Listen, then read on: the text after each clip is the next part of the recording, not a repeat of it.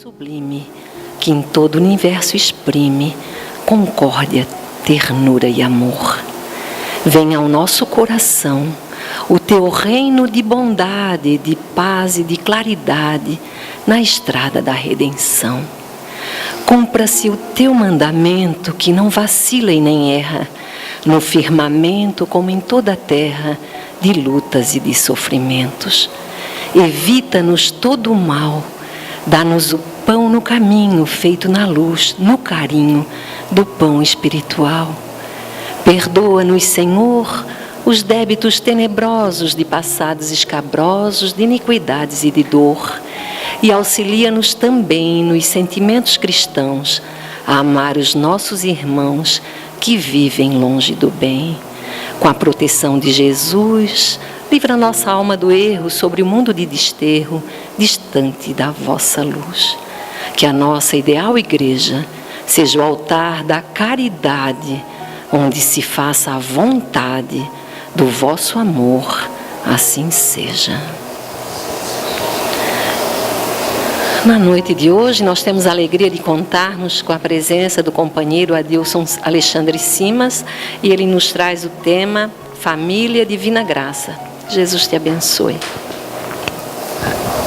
Boa noite, e a nós todos também, porque nós sabemos que sem essa presença divina, a nossa vida ficaria muito mais difícil.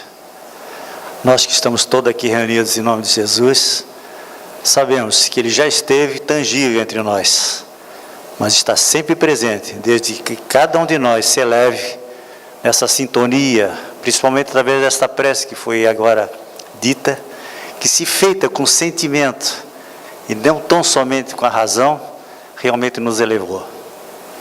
E que o coração de vocês estejam todos tranquilos, pacificados, para escutar a mensagem desta noite, que fala principalmente daquilo que nós todos estamos inseridos, que é a família, que eu entendo que é uma divina graça, porque o Pai nos concede a reaproximação, o reencontro com todos aqueles que fizeram parte da nossa existência em vidas pretéritas, no sentido de potencializar os afetos, expiar os males que cometemos contra alguns deles e, principalmente, reparar essas ações equivocadas. Então, sobre o ângulo espírita, a família, dita pela espiritualidade superior, é um grupo de espíritos ligados no sentido de vir numa ou outra reencarnação em razão dos afetos, dos desajustes ou das necessidades que todos temos para o nosso aprimoramento. No Consolador, na página 107, que é um livro ditado pelo Emmanuel, através da psicografia do Francisco Cândido Xavier,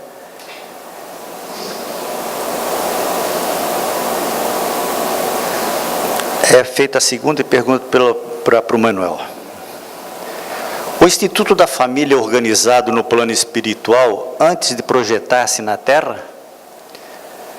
E ele responde: vocês sabem quem é que é Manuel?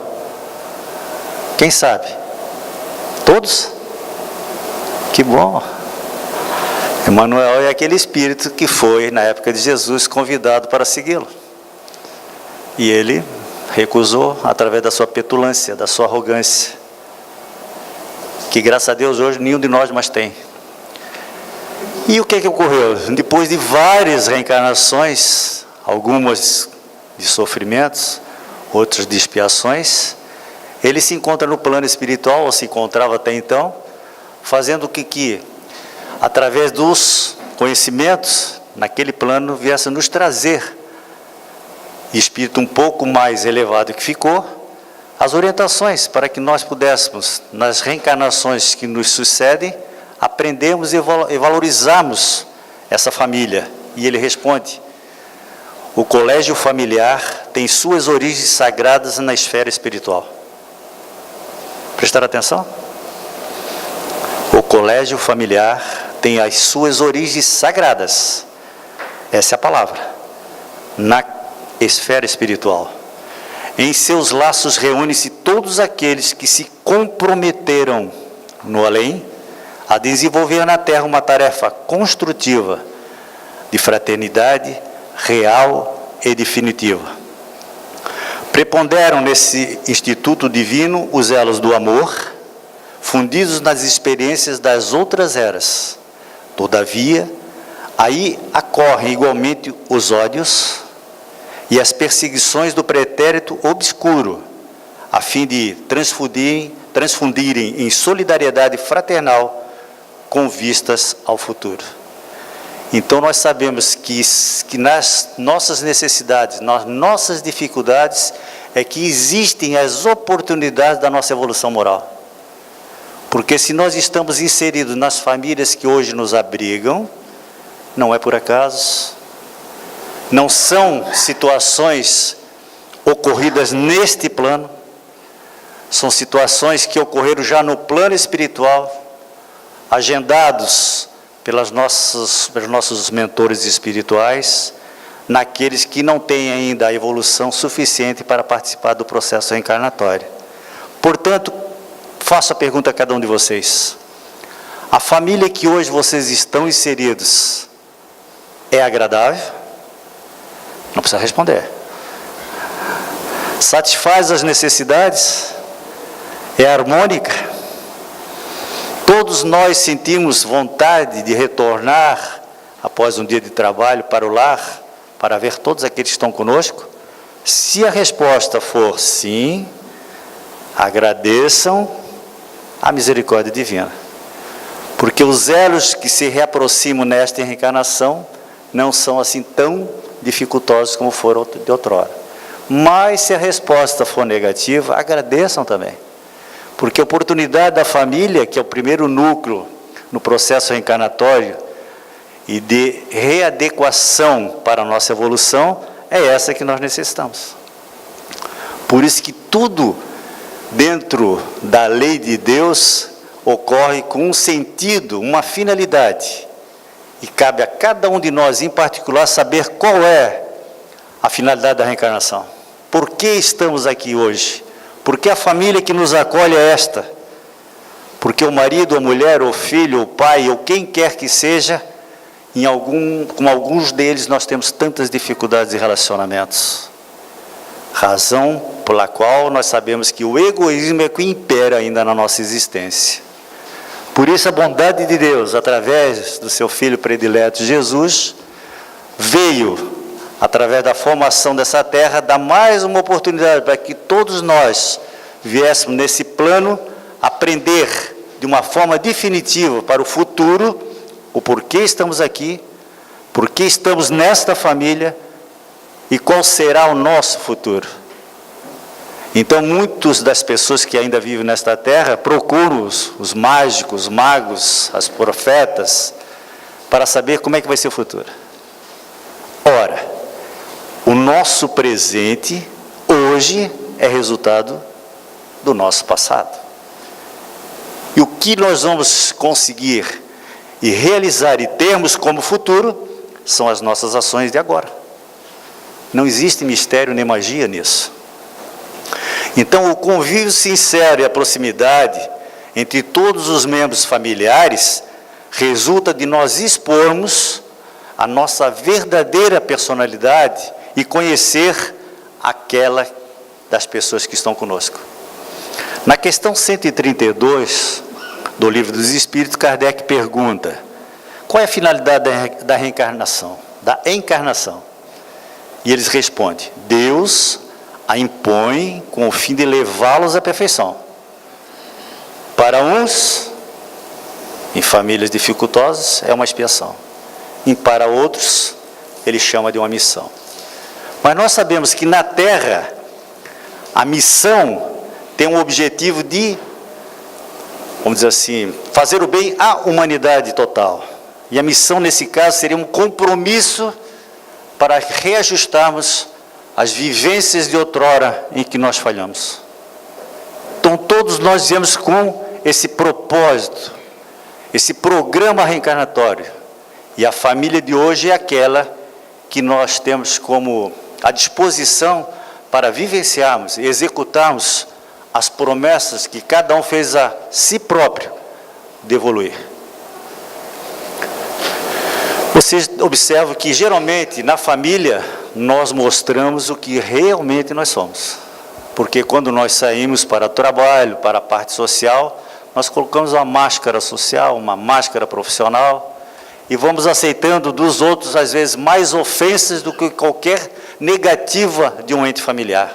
Agora, quando nós estamos em casa, nós tiramos essas máscaras e nós mostramos realmente o que somos com aqueles que estão conosco. E assim nós agimos de uma forma totalmente diversa, como agimos com as pessoas de fora. Ou isso ocorre comigo. Isso faz parte da nossa existência. Só que nós temos que aprender por que nós ainda fizemos. Então, todos os sofrimentos, meus irmãos, que nós temos que passar, têm o começo na família. É aí que inicia tudo.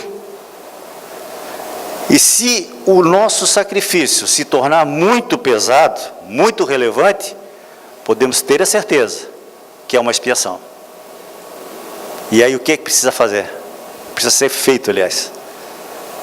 Muita paz no coração, muita tranquilidade, muita condescendência, indulgência, tolerância e paciência. Porque nós temos também o dever de nos tornarmos aptos, porque nós, quando fomos criados, não foi pelo egoísmo divino.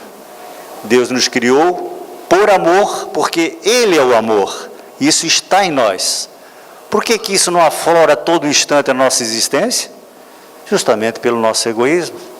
Porque nós queremos que as coisas aconteçam da forma como nós queremos. E na maioria das nossas divergências familiares, geralmente acontece um desajuste para nós nos conhecermos. Porque as situações que nos causam sofrimentos, nós geralmente colocamos em desfavor do outro. E a espiritualidade nos diz que aquilo que nos causa irritação, que nos causa sofrimento nas ações do próximo, é que aquilo está em nós mesmos. Como nós não admitimos sermos inferiores, nós achamos que o outro é que carrega essa inferioridade. Então, na natureza, tudo é solidário. Não existe um por acaso, não existe uma punição divina, não existe uma escolha desse ou daquele. E o Espiritismo vem nos ensinar o porquê, geralmente, que essas situações decorrem na nossa existência. Por que elas aparecem? Por que alguém é assim, assado? Por que eu pratico a bondade, pratico o amor e a caridade e o sofrimento ainda impera na minha vida? Os desajustes familiares ainda fazem parte da minha existência. As doenças dos meus familiares me causam tanto sofrimento. Por quê? Se eu sou tão bom. E aquela pessoa, aquele vizinho, aquela que faz tanta maldade, vive feliz. Vocês acham que isso faz parte da sorte? Não, faz parte do entendimento. Porque na lei divina, a causa e o efeito estão sempre presentes na nossa existência. As reações que nós cometemos em razão de uma ação depende do como nós estamos evoluídos moralmente. Por isso que na maioria das nossas reações são feitas mais por instinto do que com o coração. E muitos de nós, quando praticam essas reações, se arrependem. Por que eu não pensei melhor? Por que eu reagi dessa forma? Alguns levam minutos, outros levam horas, outros meses para se arrependerem. E a maioria não se arrepende, porque o egoísmo é muito latente na sua vida. Por isso, se nós nos acharmos pessoas de boa índole e bons modos, então por que nós não fizemos isso em casa, com os nossos familiares? Por que nós aceitamos os desaforos das pessoas de fora e não aceitamos dentro de casa? Por quê? Por que isso? Porque nós achamos que dentro do lar, aquelas pessoas já são todas conquistadas. A família tem o direito e o dever de me suportar da forma como eu sou. Esse é o ledo e engano de todos nós. É ali que inicia todo o nosso processo evolutivo.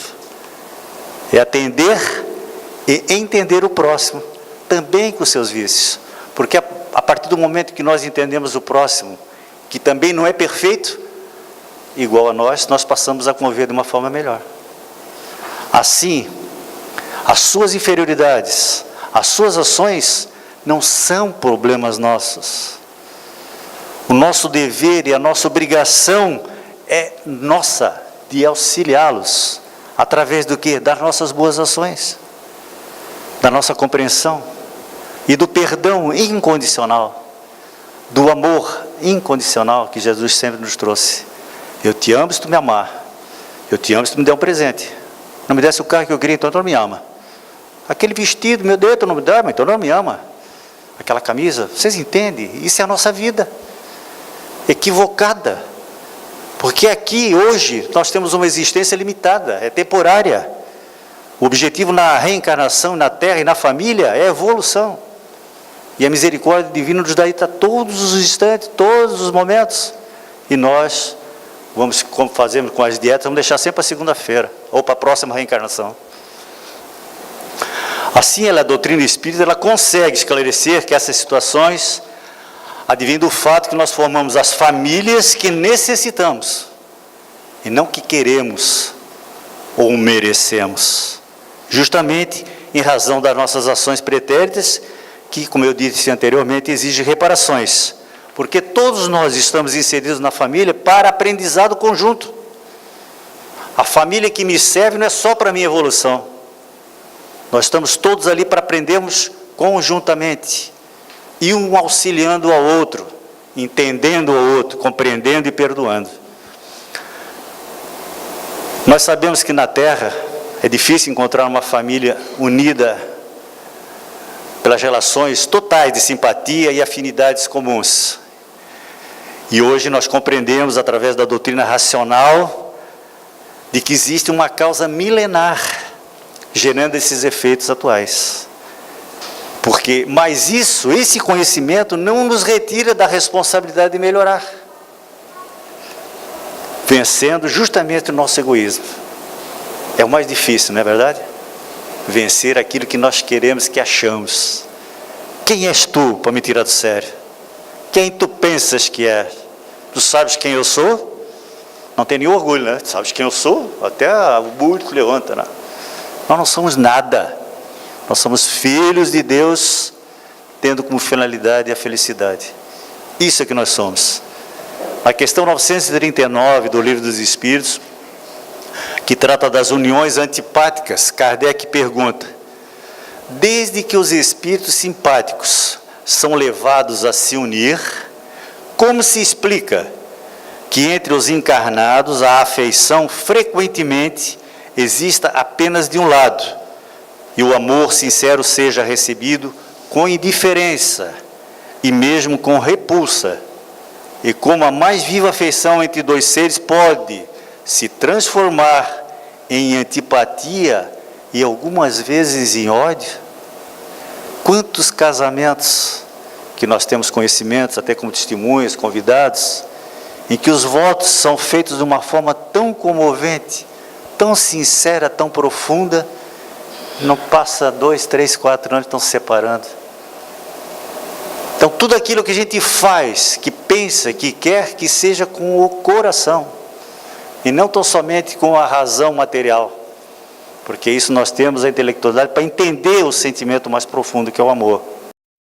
E o que é que responde os espíritos benfeitores? Não compreendeis, eles às vezes são meio impacientes conosco, sabe? Não compreendeis que seja uma expiação, embora passageira? Então, quanto mais existir esses desajustes amorosos entre casais, é isso que ocorre. Os mensageiros vêm nos trazer e dizer, principalmente na obra do André Luiz, psicografado pelo Francisco, que todas as uniões são feitas no plano espiritual para reajustes, mas desde que, com o auxílio daqueles, como eu disse anteriormente, que não têm da capacidade de por si só participar, para nós aprendermos a reajustar o passado. Quantos maridos, mulheres, filhos, mães de hoje foram no passado o que conosco? Vocês já fizeram essa pergunta? Qual é a dificuldade que eu tenho em casa hoje? É com meu filho? É com a minha mulher? É com meu marido? É com meu pai? É com meu irmão? Você já, por quê? Se é com o irmão, fomos criados iguais pelos pais. Por que essa diferença? Por que isso? Por que eu tenho uma simpatia maior pelo meu vizinho, pelo meu tio, e não pelo meu pai? Nós todos sabemos, meus irmãos, que estamos aqui justamente para refazermos os atos equivocados e aperfeiçoarmos os afetos. Não importa de que forma fomos no passado. Hoje, o corpo que me serve de necessidade é o do Adilson. Mas quantos corpos eu já tive? Quantas ações equivocadas em corpos passados eu já pratiquei contra os meus amores de hoje, que eu ainda faço sofrer? Ou que me ofendem? Então não existe uma fórmula mágica para superarmos o nosso egoísmo. Existe principalmente o autoconhecimento, para sabermos o que somos hoje aqui, por que estamos hoje aqui, por que nós ainda praticamos tantas ações insensatas. Por que eu não mudo? Eu não mudo porque eu não aceito mudar. Não é alguém que vai me fazer feliz, ou eu a esse alguém que está comigo. A felicidade é de vir dessa programação evolutiva e o aperfeiçoamento da moralidade. Isso vai nos fazer felizes. Então a família é o instrumento de redenção espiritual, pois conforme Jesus pregou, a reconciliação com o adversário deve ser agora, quando ainda estamos no caminho do perdão. Hoje estamos encarnados, já sabemos as pessoas que nos causam mal ou aquelas que nós causamos, mas aqui é o momento para reparar. Jesus disse que o amar o inimigo não é idêntico a amar aquela pessoa que está conosco amorosamente, mas é não lhe desejar o mal. Isso já é um motivo de evolução. Não desejar o mal para aqueles que nos ofendem. E o amor incondicional é o mais difícil aqui na Terra. É perdoar alguém quando nós temos razão. Isso é força, é difícil, né? Perdoar alguém quando nós temos razão. Esse é o amor e o perdão incondicional. Por quê? Porque a pessoa que se inferioriza através das suas ações, e se está conosco, nós temos a obrigação de, através dos nossos exemplos, fazer com que ela supere as suas maldades. Nós não vamos modificá-la ou a ele, mas podemos dar o exemplo para que eles possam se modificar. Não esqueçamos, quem ama é o espírito, nós, seres imortais. Não é o corpo que o ama, o corpo exterioriza o nosso amor, tanto que quando nós o sepultarmos, acaba o amor? Ele continua para a eternidade. E também os ódios, que somente serão dissipados da nossa existência através do afloramento das virtudes e principalmente do amor. Então, se um membro da nossa família tem uma dificuldade em nos aceitar, nos entender, nos amar, essas dificuldades foram criadas por quem? Por Deus? Por nós próprios, em existências pretéritas. E pela sua misericórdia nós não lembramos. Esse véu do esquecimento é uma misericórdia divina. Porque como é que nós iremos amar uma criança, aquele ser que está conosco, se soubéssemos que ele foi um inimigo do passado? Então essa oportunidade da reconciliação inicia já nesse período infantil.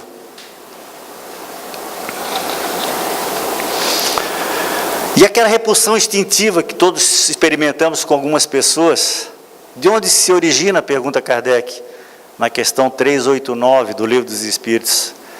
E eles respondem, são espíritos antipáticos, que se adivinham e reconhecem sem se falarem. Vocês todos já tiveram essas experienciações, né? Tanto na família, como no ambiente profissional ou social, em que você vê uma pessoa que nunca viu e já sente aquele arrepio de gato dentro. Nem sabe o que aconteceu, já não gosta da pessoa. E outro, você está no meio, onde ele está, você quer estar sempre do lado dele, né? Onde ele vai, tu está no lado. O que é isso? É acaso? Não, são afinidades de outrora. Porque a afinidade é um fluido neutro, em que ele só se modifica pela ação da nossa vontade, da nossa mente, para o bem ou para o mal. E dentro desse ponto de vista da família, nós temos que falar alguma coisa sobre o casamento. Que, como dito pela espiritualidade, na questão 695 e 696 do mesmo Livro dos Espíritos, é o instrumento de progresso na marcha da humanidade, o casamento. E reversamente a abolição do mesmo é uma regressão à vida dos animais. Que duro, né? Será que é isso mesmo? Aí o Kardec comenta essa questão dizendo o seguinte: o estado de natureza é o da união livre e fortuita dos sexos. O casamento constitui um dos primeiros atos do progresso nas sociedades humanas, porque estabelece a solidariedade humana e fraterna e se observa entre todos os povos, mesmo que de hábitos diferentes, mas existe. Porque nós, quando espíritos ainda muito animais, no início da nossa evolução, as relações se davam somente pelo instinto procriador, pelo instinto sexual. Mas o verdadeiro amor tem como consequência o ato sexual amoroso. Quando existe o amor, o sexo é uma satisfação física, porque a satisfação espiritual não é sexual, é de amor. E se dá porque na espiritualidade não tem sexo. Nesse sentido que nós entendemos aqui na Terra. O amor entre espíritos é muito mais elevado, porque cada um de nós no plano espiritual viemos de uma forma ou de outra, dependendo das nossas necessidades.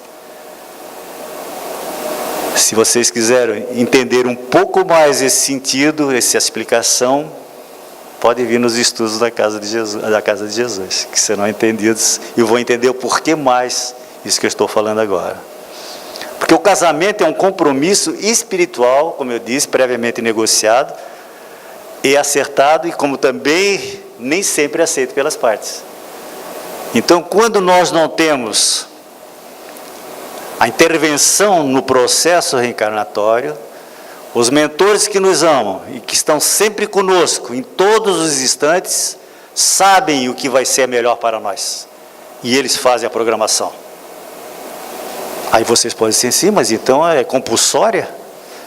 A maioria de nós que reencarna vem compulsoriamente. E dizem mais eles, a maioria vem dormindo e retorna dormindo, sem despertar espiritualmente na existência material. Então a maioria dos que se une na expectativa de muitos anos de turbulência e mal entendidos, ocorre porque estão em débito com o parceiro ou parceira, para que se conciliem e se ajustem, se pacifiquem e se amem, pelo menos que se respeitem e se estimem. Mergulhados, porém, na carne, os bons propósitos do devedor, que programou para si próprio, um regime de tolerância e autocontrole, podem falhar. Nesse livro, Divaldo Franco responde, no volume 2, estão aqui ditos de uma forma muito racional, pedagógica, os conflitos conjugais que ocorrem nas famílias. É muito extenso. Se vocês quiserem, eu leio. Podemos sair daqui às 2 da manhã, eu acho que dá tempo, não sei. Mas eu recomendo, porque muitas das coisas que acontecem nas famílias, como o ciúme, a intolerância, as brigas, as reações com os filhos, porque um filho veio chamado ovelha negra, outro ovelha branca, não é assim? Tudo está explicado de uma forma racional, e você vai entender aquilo, porque hoje nós estamos já com uma compreensão intelectual da vida melhor quando nós estávamos na época de Jesus. Por isso a doutrina dos Espíritos vem nos esclarecer os ensinamentos do Mestre através de uma forma racional. E racionalmente, através dessa nossa evolução, tanto intelectual como moral, nós passamos a entender melhor os nossos desajustes e as nossas diferenças junto à família.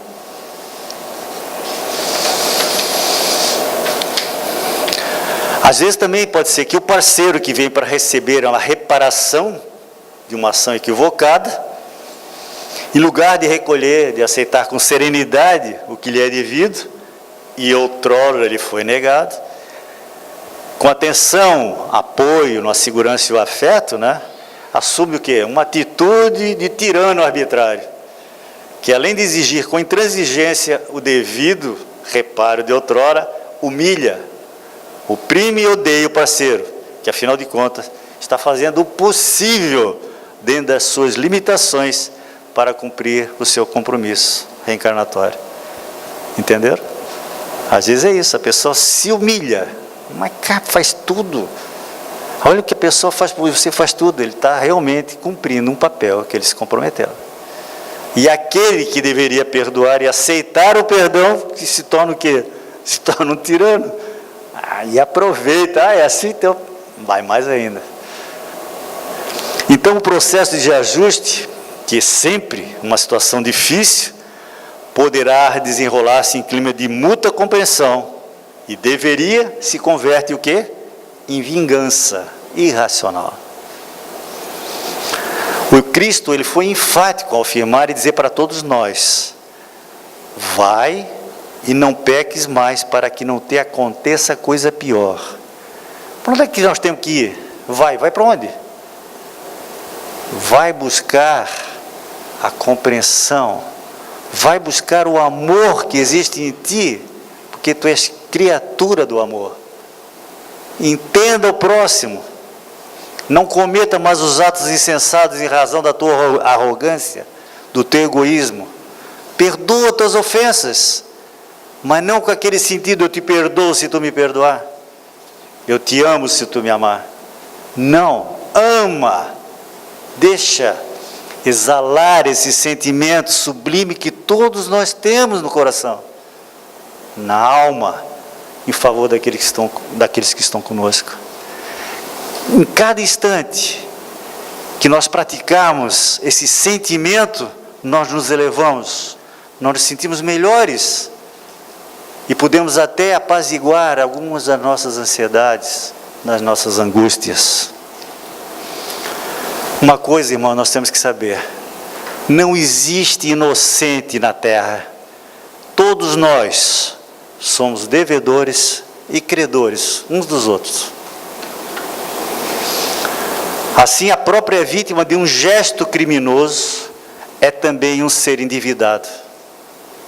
Prestaram atenção?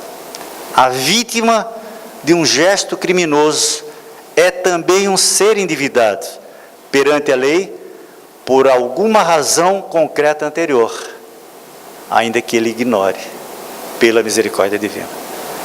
Sem lugar de reconciliar-se, ela se vingar no passado, estará reabrindo uma conta corrente debitosa em seu desfavor, em vez de saldar o débito anterior. Não existe, eu não vou entrar nesse detalhe muito profundo, mas a afinidade entre o estuprador e a vítima são de situações de outrora. Tudo é explicado através de uma razão, porque os fluidos que existem na nossa existência, em qualquer que seja a situação onde nós encontramos, ele é um só, e se aproxima ou se afasta em razão daquilo que nós mentalizarmos. Ocorre entre aqueles que, na expressão de Jesus, antes disso posso dizer o seguinte: o que a lei divina prescreve para o casamento, então, é o amor, na sua mais ampla e abrangente conotação, no qual o sexo, como eu disse anteriormente, é apenas a expressão física de uma profunda e serena sintonia espiritual. Essas uniões, contudo, são ainda a exceção e não é norma. Esses casamentos amorosos, entende? Ocorrem entre aqueles que, na expressão de Jesus, Deus juntou na imutável perfeição das suas leis. Que ninguém os separe, mesmo porque, atingida essa fase de sabedoria, entendimento e serenidade, os espíritos pouco se importam de que os vínculos matrimoniais sejam indissolúveis ou não, em termos humanos, dado que para eles vige a lei divina, que já os uniu pelo vínculo supremo do amor para a eternidade. Paulo já nos dizia: tudo me é lícito, mas nem tudo me convém. O Espiritismo, então, não é uma doutrina do não, e sim da responsabilidade. A vivência nossa para o bem é uma escolha. É optar, é decidir. E a escolha é sempre feita dentro do nosso livre arbítrio, mas dotados de várias alternativas. Se alguns acharem que a felicidade é deste mundo, praticam as ações impensadas, porque quando deixar este mundo, tudo que conquistou, que achou que era para a sua felicidade, fica aqui. E muitos daqueles que eram, ficam se degladiando por aquelas coisas materiais. E o espírito, no plano espiritual, fica sofrendo por essas incúrias dos seus descendentes. Então, a semeadura, nós costumamos dizer, é voluntária, mas tudo que nós plantamos, colhemos. É obrigatória. Ninguém planta abacaxi e colhe cenoura, ou vice-versa. Não, meu irmão? Tudo aquilo que nós plantamos, nós colhemos. Para o bem ou para o mal. É a lei, ação e reação. Então é no contexto da família que vem desaguar um volume incalculável de consequências mais ou menos penosas, justamente pelas ações e desacertos anteriores. De ações que nós tomamos em favor do egoísmo e contra a lei divina. Muitos alegam que a nossa família, ou as famílias da Terra, estão obsoletas, fora de moda. Mas isso será uma verdade? Ou apenas mais uma das nossas limitações no entendimento? Por mais que queremos ser independentes e autossuficientes, temos que admitir que dependemos todos uns dos outros. Ninguém consegue realizar o sonho de evolução sozinho, sem alguém, mesmo porque é o outro que me auxilia nesse processo de evolução. Somos seres sociais e, como tais, nós precisamos conviver em sociedade para desenvolvermos todas as nossas aptidões e habilidades, não de uma forma egocêntrica, mas em favor daquele que está conosco,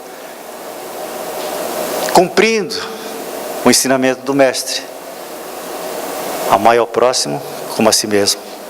Então a família, meus irmãos, tem um papel fundamental na formação e o estabelecimento dos nossos valores, na construção dos valores morais de toda a sociedade.